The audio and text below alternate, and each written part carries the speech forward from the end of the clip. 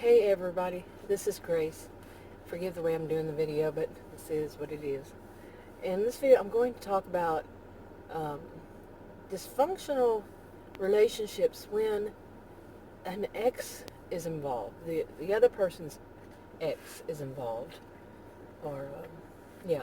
And it could be ex-girlfriend, ex-wife, ex-husband, ex-boyfriend, whatever it is.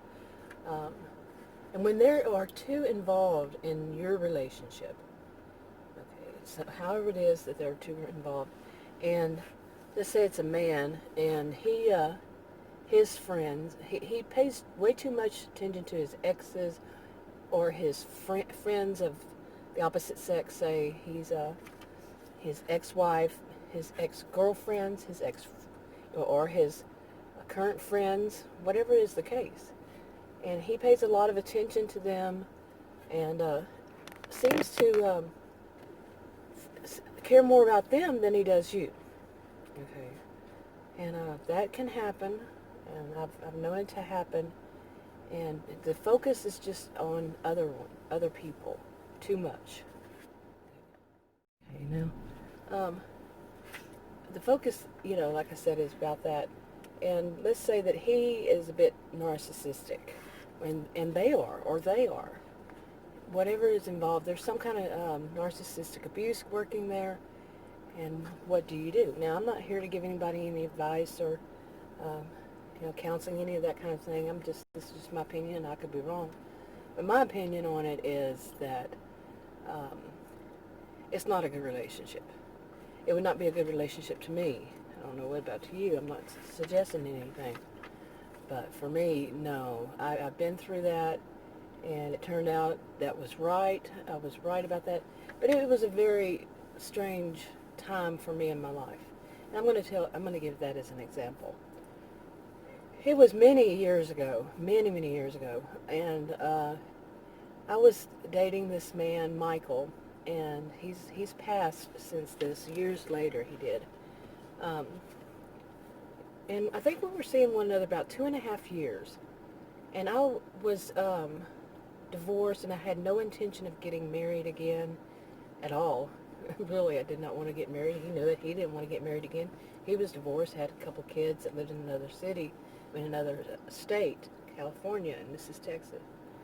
And I just had no intention, but we were in a relationship, and like I said, for about 2.5 years then. I think altogether it was about 4.5 years. But anyway, about 2.5 years, I don't remember the exact situation I was in, but I was moving. And I moved my stuff into his house temporarily for about 6 months. And I had 2 rooms for my stuff, 2 of the bedrooms. He had a big house. He lived by himself. And like I said, I had these 2 bedrooms and other places, put stuff. But in the meanwhile, well, he went to see his family in South Texas. And it was like 8 hours drive away that Christmas. And he went there. He was not in the best of health. I did not know that at the time. I didn't know much about his health, except as I learned at some point that he was an alcoholic. Now, I had never, as far as I know, had dated an alcoholic. Although there was my first guy I actually dated when I was a teenager, may have been. And I've heard that he has since then, but that was when I was a teenager. This was not. So, I don't remember all the situation around that, but that was around the time that things were really strange. But he went to see his family for Christmas, and when he came back, I don't know what had happened. I cannot remember. It was so long ago. But he came back, and then right after he came back, his family was bad. And when I met them, oh my goodness, really bad. His mother was really bad. And anyway, it's another story. But he came back, and not long after he came back, he had a heart attack. And I, had to get him to the hospital, which was in the neighborhood. Got him in the hospital, and I was there with him and all. And they kept him overnight. And, I don't remember how long they kept him, but he had a heart attack. he was not very old either. So I was with him, and I was very worried, that he was going to die. And he had a group of friends. And he was in the hospital 2 or 3 times, I don't know, during that time. But he had a group of friends. Well, as it turned out, these friends, he had a male friend, but he also had, I think it was two women who were his friends, and they were a little older than me, and they, as it turned out, were his ex-girlfriends.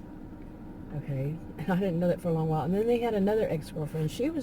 They were all way too involved in his life, but they were using him.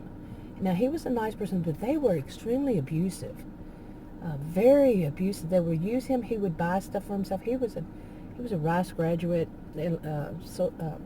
computer science, a degree, major in, his degree was in computer science. And he had money, but they were using him. They were using him to buy stuff, to get him stuff, and he'd buy stuff like some kind of big, fancy, back then was fancy, it was expensive, vacuum cleaner and all what it did. Maybe it was one of those that cleans rugs and stuff. I don't know. But they just asked him for things that he had, and he'd give it to them.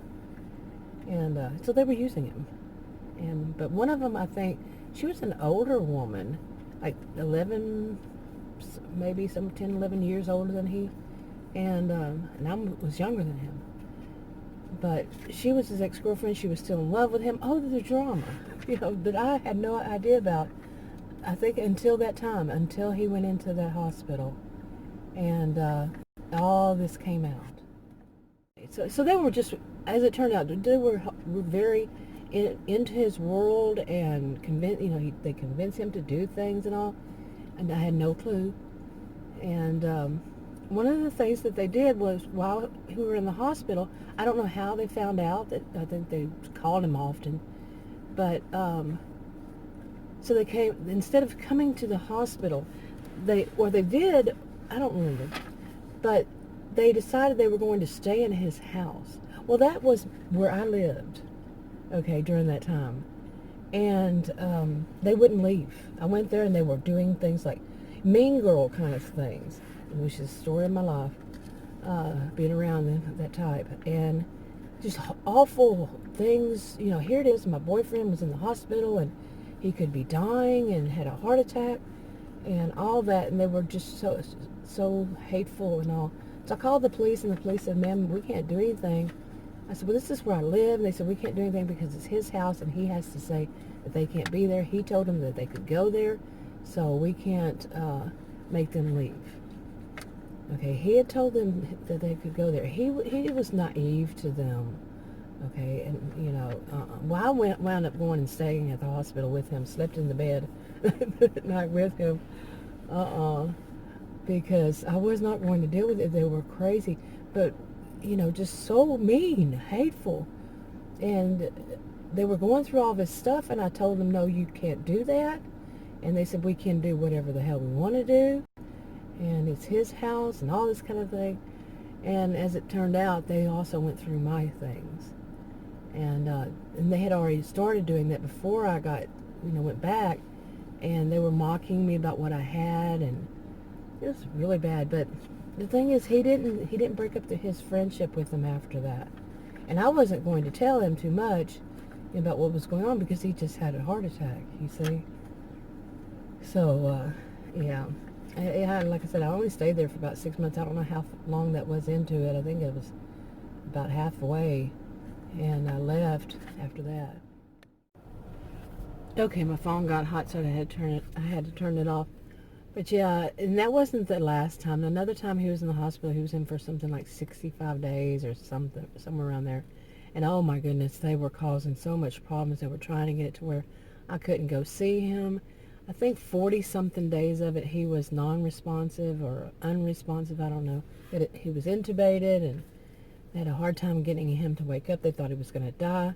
And, I mean, that's the hospital thought, but those women, oh my, they were causing me, and his mother, causing me so much problem. It was unbelievable. And, there were a bunch of narcissistic, histrionic blend of behaviors in these women. They loved the drama, and they just, I mean, that was the worst time in my life, one of the worst times in my life.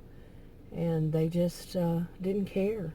To them it was all about them and, what they could get off of him. And his mother, he had a $250,000 life insurance policy, which was a whole lot of money then, still is to many people. And she seemed like she would have preferred if he weren't alive, because she was going to be the beneficiary to it. And I think it was not long after that, because I remember this other woman that was an ex-girlfriend was saying that I should claim that I was his common law wife, because his ex-wife actually had medical power of attorney. She was in the Navy as a medical person, doctor or something, and that they thought she was trying to kill him off too, so his kids could get the oh man, talk about drama.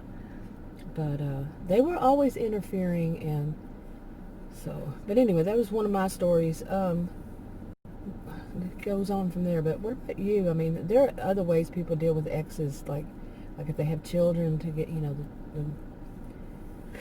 the other parent to the children, if they keep them, and they can go on and on. But anyway, that's enough for this video. My phone's getting hot. I'll talk to you on another video. Bye.